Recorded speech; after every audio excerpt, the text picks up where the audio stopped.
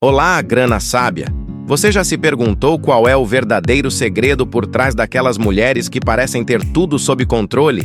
Aquelas que não só empreendem com sucesso, mas que também constroem uma riqueza que parece desafiar as leis da gravidade financeira?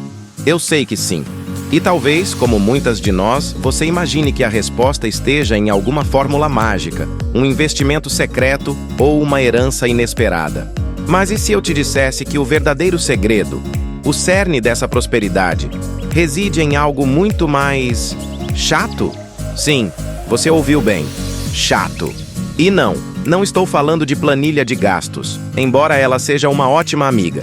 Estou falando de comportamentos, atitudes que à primeira vista parecem monótonas, tediosas, até mesmo limitantes. Mas são exatamente esses os pilares invisíveis que sustentam impérios financeiros femininos. Antes de desvendarmos esses mistérios juntas, quero te convidar a fazer parte da nossa comunidade. Se você busca desvendar os códigos da abundância e transformar sua vida financeira, clique no botão de inscreva-se e ative o sininho. Assim, você não perderá nenhum dos nossos próximos segredos. Vamos mergulhar juntas nessa investigação. Imagine uma teia complexa, onde cada fio representa uma escolha, uma decisão. Algumas dessas escolhas brilham, chamam a atenção. Outras permanecem na sombra, quase imperceptíveis. E são essas últimas que guardam o poder real. A riqueza, a verdadeira riqueza, não é construída em momentos de euforia, mas sim na persistência silenciosa, na disciplina que muitos consideram enfadonha. É um processo contínuo de semear, cuidar e colher, onde cada etapa, por mais trivial que pareça, é fundamental. O que vou te apresentar hoje não são atalhos, nem truques de mágica. São revelações sobre a mentalidade e as ações que separam as mulheres que sonham com a riqueza daquelas que a materializam. É um olhar profundo sobre o que realmente acontece nos bastidores da prosperidade. Nosso primeiro comportamento chato que constrói riqueza é a obsessão pela margem de lucro. Parece óbvio, não é? Mas quantas empreendedoras, especialmente no início, se perdem na empolgação de vender, de ter clientes, sem realmente entender se estão de fato lucrando? Conheço a história de Ana, uma designer de joias talentosa. Suas peças eram lindas, únicas. Ela recebia elogios e muitas encomendas. Mas, no final do mês, o dinheiro mal dava para cobrir os custos. Onde estava o erro? O brilho das vendas ofuscou a análise minuciosa dos números. Ana precificava suas joias com base nos preços da concorrência, sem calcular o custo real de cada material, o tempo dedicado à criação, o custo da embalagem, do frete, da divulgação. Ela estava vendendo muito, sim, mas com uma margem de lucro tão apertada que a deixava exausta e estagnada. A chatice de sentar e detalhar cada centavo, de negociar com fornecedores, de otimizar processos, parecia um obstáculo à sua criatividade. Mas foi só quando ela abraçou essa obsessão pela margem, quando passou a questionar cada gasto e cada preço, que seu negócio começou a florescer. Ela descobriu que um pequeno aumento percentual na margem de cada peça, combinado com a otimização de seus custos, transformou completamente sua realidade financeira. O que parecia chato, na verdade, era a chave para a sustentabilidade e o crescimento. É o que chamamos de lucro no detalhe. Muitas vezes, a diferença entre o sucesso e o fracasso está na habilidade de encontrar e proteger essa margem, mesmo que ela seja pequena, mesmo que exija um olhar microscópico sobre cada transação. O segundo comportamento, igualmente chato, é a rejeição ao consumo impulsivo. Em um mundo que nos bombardeia com ofertas, novidades e a ilusão de que a felicidade está a um clique de distância, resistir ao impulso de comprar é um superpoder. E é um superpoder que as mulheres ricas dominam com maestria. Elas não caem na armadilha do compre agora, pense depois. Pelo contrário, elas cultivam uma relação quase fria com o dinheiro, vendo-o como uma ferramenta, não como uma fonte de prazer imediato. Pense em Clara. Ela tinha um salário confortável, mas nunca conseguia guardar dinheiro. Seu armário estava cheio de roupas que usou uma ou duas vezes. Sua casa, repleta de gadgets eletrônicos que acabavam esquecidos. Cada promoção era uma tentação irrecusável. A gratificação instantânea era sua ruína financeira. O que Clara precisava era de um filtro para suas compras. Ela começou a implementar uma regra simples, mas poderosa. Para cada item que desejava comprar, ela esperava 48 horas. Durante esse tempo, ela se perguntava: eu realmente preciso disso? Isso agrega valor à minha vida ou ao meu negócio? Eu tenho um propósito claro para isso? A maioria das compras impulsivas desaparecia com o passar dessas horas. Ela descobriu que a chatice de esperar, de refletir, de adiar a gratificação, liberava uma quantidade surpreendente de dinheiro. Dinheiro que antes evaporava em compras desnecessárias, agora podia ser direcionado para investimentos, para a reserva de emergência, para o capital de giro do seu pequeno empreendimento de consultoria. A rejeição ao consumo impulsivo não é sobre privação, mas sobre priorização. É sobre entender que cada real gasto hoje, de forma impulsiva, é um real a menos que poderia estar trabalhando para você no futuro. É uma questão de disciplina mental, de treinar-se para ver além do desejo momentâneo e focar no objetivo maior. O terceiro segredo chato é a construção de redes de contatos estratégicas e duradouras. Muitas empreendedoras se concentram apenas em vender seus produtos ou serviços. Elas veem o networking como uma tarefa secundária, ou pior, como algo superficial e forçado. Mas as mulheres que constroem riqueza de verdade entendem que o capital social é tão valioso quanto o financeiro.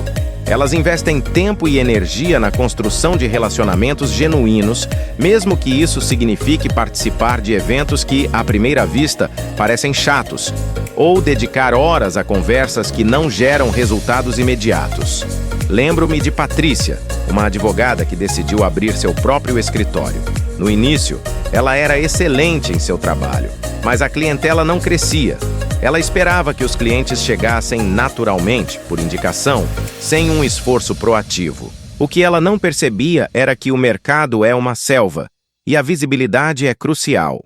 Patrícia começou a frequentar eventos da área, não para distribuir cartões feito louca, mas para conversar, ouvir, entender as dores e os desafios de outras profissionais. Ela se voluntariava em comitês, participava de grupos de discussão online. No início, parecia que não havia retorno. As conversas eram genéricas, as conexões superficiais. Mas, com o tempo, a chatice de manter contato, de enviar um e-mail ocasional, de compartilhar um artigo interessante, começou a render frutos. As pessoas passaram a vê-la como uma referência, alguém em quem confiavam. As indicações começaram a surgir, não porque ela as pediu, mas porque ela havia construído um relacionamento. Essa construção de rede não é sobre o que você pode fazer por mim, mas sobre como podemos crescer juntas. É um investimento de longo prazo que exige paciência, generosidade e a disposição de ir além do superficial. Nosso quarto comportamento chato é a revisão financeira semanal inegociável. Essa é a rainha da chatice para muitos. A ideia de sentar toda semana para olhar para números, para planilhas, para extratos, pode parecer a atividade mais entediante do mundo, mas para as mulheres que alcançam a independência financeira, é um ritual sagrado e inegociável. Elas encaram essa revisão não como uma punição, mas como um check-up vital para a saúde de suas finanças. Pense em Sofia, uma consultora de marketing digital. Ela tinha vários clientes, fluxos de receita diferentes e também suas despesas pessoais e do negócio. No começo, ela só olhava para as finanças quando o banco ligava ou quando o limite do cartão estourava. Era um ciclo de surpresas desagradáveis e estresse. A chatice de dedicar 1 hora toda sexta-feira à tarde para revisar tudo, entradas, saídas, investimentos, metas, transformou sua vida. Ela começou a identificar padrões de gastos, a prever picos de despesas, a otimizar seus investimentos. A revisão semanal permitiu que ela tomasse decisões proativas, em vez de reativas. Ela viu onde o dinheiro estava indo, onde poderia economizar e onde poderia investir mais para acelerar seus objetivos. Não era sobre julgar, mas sobre entender. Essa disciplina, essa chatice semanal, deu a ela uma clareza e um controle que antes pareciam impossíveis. Ela não apenas sabia quanto dinheiro tinha, mas, mais importante, sabia para onde cada centavo estava indo e o que ele estava fazendo por ela. É o hábito de olhar para a realidade nua e crua dos seus números, sem medo, sem desculpas, e usar essa informação para ajustar o curso. E chegamos ao quinto e último comportamento chato, mas incrivelmente poderoso: a constante busca por otimização de processos. Empreender é um mar de tarefas, muitas delas repetitivas e consumidoras de tempo. A mulher que constrói riqueza entende que seu tempo é seu ativo mais valioso. Por isso, ela não se conforma com o "sempre foi assim". Ela tem uma obsessão quase irritante por encontrar maneiras mais eficientes, mais rápidas e mais inteligentes de fazer as coisas, mesmo que isso signifique mudar algo que já funciona. Conheço a história de Isabela, que tinha um e-commerce de produtos artesanais. Ela passava horas embalando, etiquetando, respondendo e-mails e gerenciando o estoque. Tudo funcionava, mas ela estava exausta e sem tempo para criar novos produtos ou pensar em estratégias de crescimento. A ideia de parar para analisar cada processo, de pesquisar novas ferramentas, de delegar tarefas, parecia mais uma tarefa na sua lista interminável. Mas ela decidiu abraçar essa chatice. Ela investiu em um software de gestão de estoque, automatizou o envio de e-mails de confirmação e rastreamento e treinou uma assistente virtual para cuidar do atendimento ao cliente. No início, foi um esforço.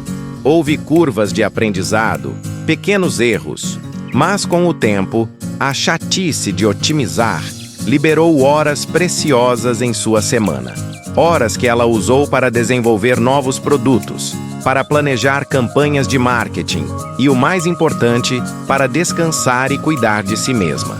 A otimização de processos não é sobre perfeccionismo, mas sobre eficiência e escalabilidade. É sobre reconhecer que a energia gasta em tarefas repetitivas pode ser melhor direcionada para o crescimento estratégico do negócio.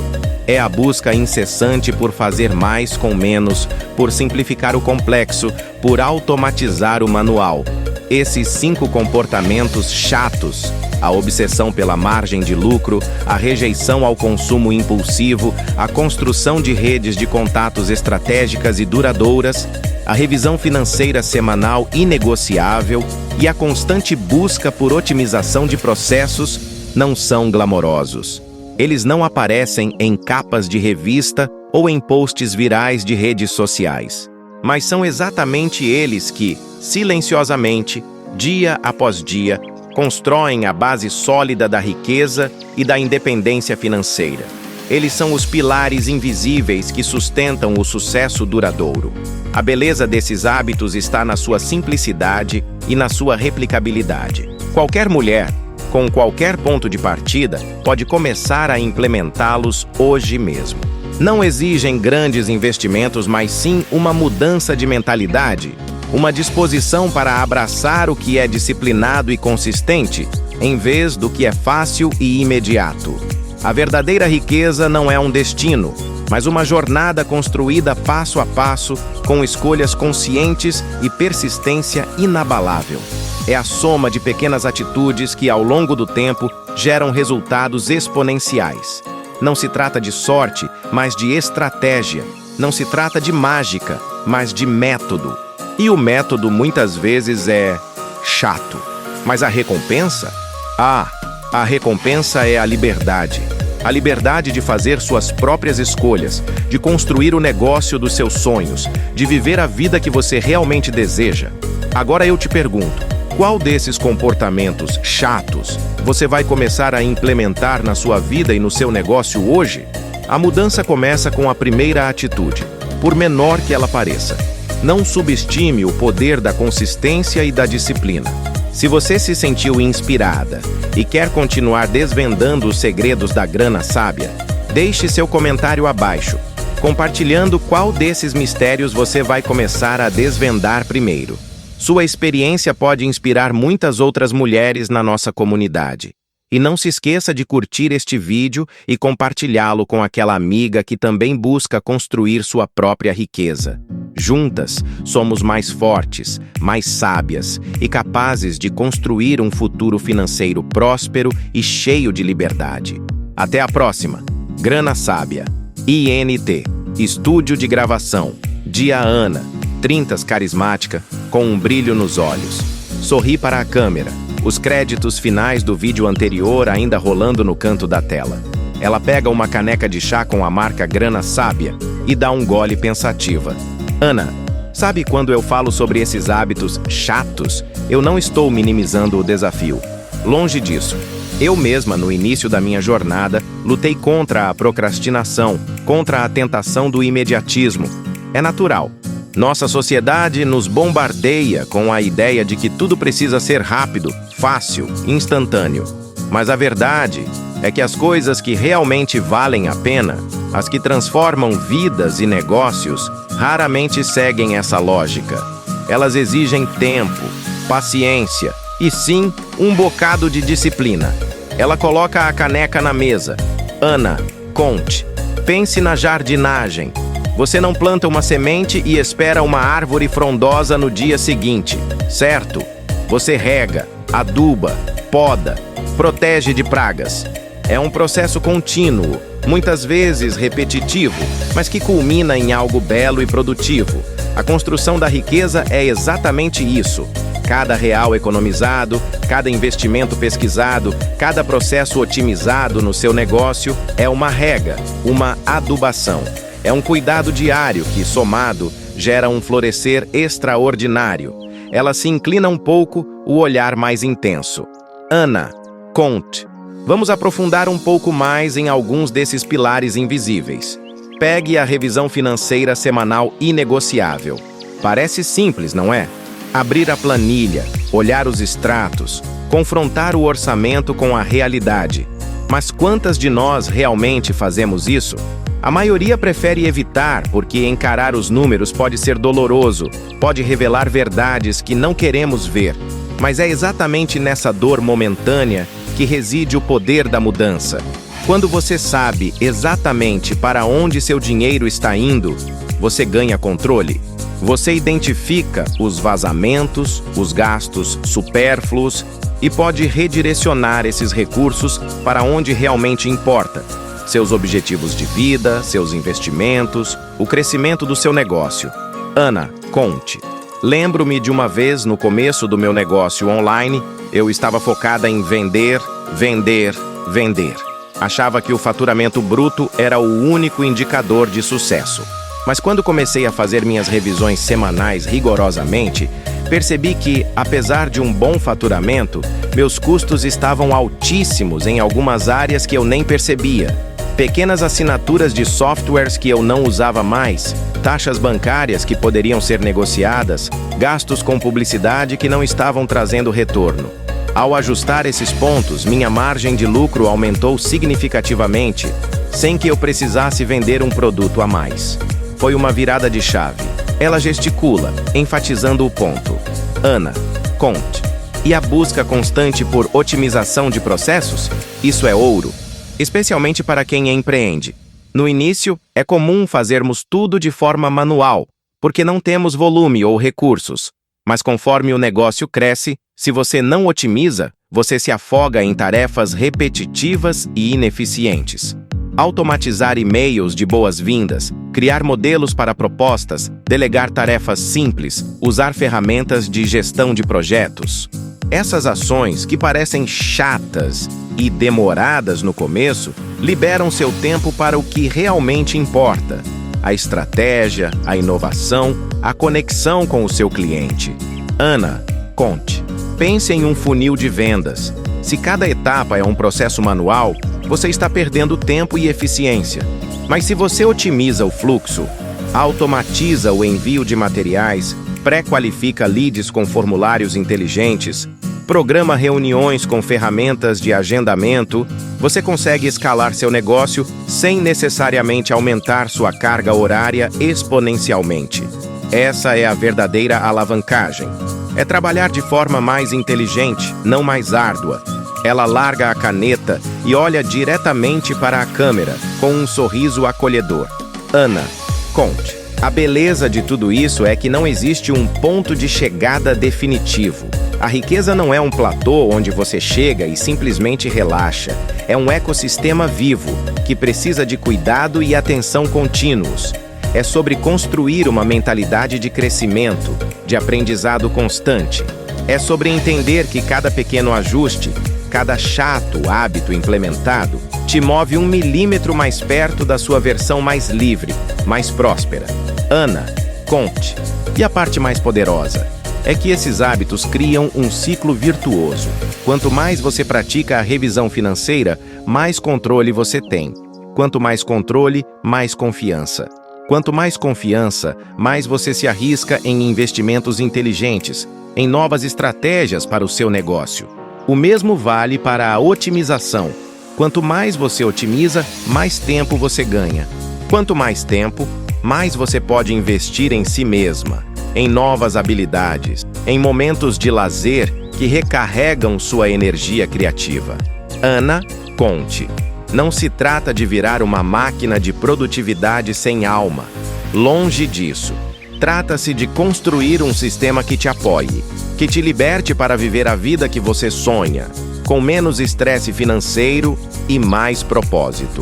A verdadeira liberdade financeira não é apenas ter dinheiro, é ter as ferramentas e a mentalidade para gerenciar esse dinheiro de forma que ele sirva aos seus valores e aos seus sonhos. Ana, conte. Então, se você ainda está se perguntando qual desses chatos hábitos você vai implementar hoje, eu te desafio a escolher um. Apenas um. Comece pequeno.